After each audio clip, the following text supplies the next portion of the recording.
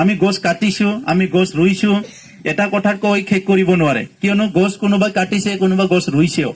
আৰু সেইকাৰণে মই মাজতে এটা অল ইণ্ডিয়া ট্ৰাইবেল ইউথ এটা প্ৰগ্ৰাম হৈছে, তাত মই কৈছো যে ট্ৰাইবেল ৱে অফ লাইফ এইটো মানে এতিয়াও খুব মানে ইক' ফ্ৰেণ্ডলি আৰু বায়'ডাইভাৰ্চিটিটো আমি খুব মেইনটেইন কৰি ৰাখো, কিয়নো য'ত মানে ট্ৰাইবেল ফেমিলি আছে তাত গছ গছনি থাকিবই। আৰু চিভিলাইজেশ্যনটো কেনেকৈ আগবাঢ়ি গ'ল, আগতে আৰম্ভ হৈ গ'ল যে আমাক কি ক'লে, ব্ৰিটিছ চাহাব বিলাক আহিল, কোনোবা আহিল, এনেকা ড্ৰেছ পিন্ধিব লাগে, এনেকা ঘৰ বনাব লাগে, এনেকা বহুত শিকিত হৈ গ'ল। আৰু খাদ্য খাব লাগিলে খাদ্যটো উৎপাদন কৰিবলৈ কেমিকেল সাৰ ইউজ কৰিব লাগে, বহুত কথা শিকি গ'ল। কিন্তু হঠাৎ কি হ'ল গ'ল, তেখেতসকলে উল্টা হৈ গ'ল, তেখেতসকলে অৰ্গেনিক ইউজ কৰা হৈ গ'ল।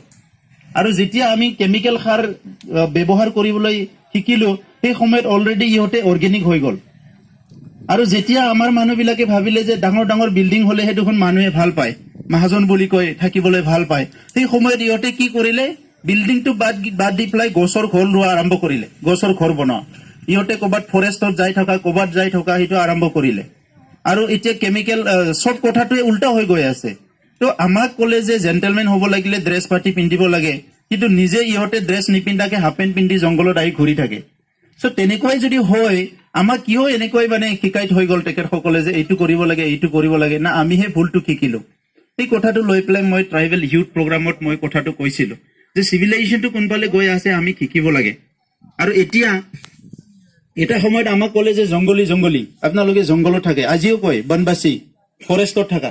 কিন্তু আনপিনেদি মহাজন বিলাক, ডাঙৰ ডাঙৰ মানুহবিলাক অলপ ছুটি পালে ক'লে দৌৰে ইহঁতে ডাইৰেক্ট ফৰেষ্টত। ক'ৰবাত যদি ৰিলেক্স কৰিব যায়, অলপ যদি ভাল এটা মানে পৰিৱেশ বিচাৰি যায়, ডাইৰেক্ট ফৰেষ্টত যায়। হিমাচল যাব, ক'ৰবাত যাব, মানালী যাব, নহ'লে নৰ্থ ইষ্টত আহিব।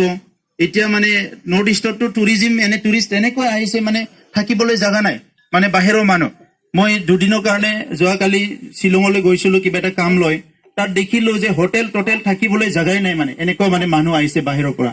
চ' এই কথাটো কিয়, এই যে বায়'ডাইভাৰ্চিটিটো, এনভাইৰনমেণ্টটো, ইক'লজিটো, বাতাবৰণটো যে ঠিক কৰি ক'ৰবাত ৰাখিছে, সেই অঞ্চলটো বহুত আজি কি হৈছে, বহুত দামী হৈ গৈছে। তো সেইটো আমাৰ ইয়াতো স্কোপটো আছে, গতিকে আমি সেই দিশত চিন্তা কৰিব লাগিব। আৰু তাত নৱ প্ৰজন্মৰ বহুত দায়িত্ব আছে। মই ছাৰলৈ ধন্যবাদ থাকিল। এই সময়ত মই আমাৰ মুখ্য অতিথি বিকাশ ব্ৰহ্ম ছাৰ আমাৰ মাজত আছে।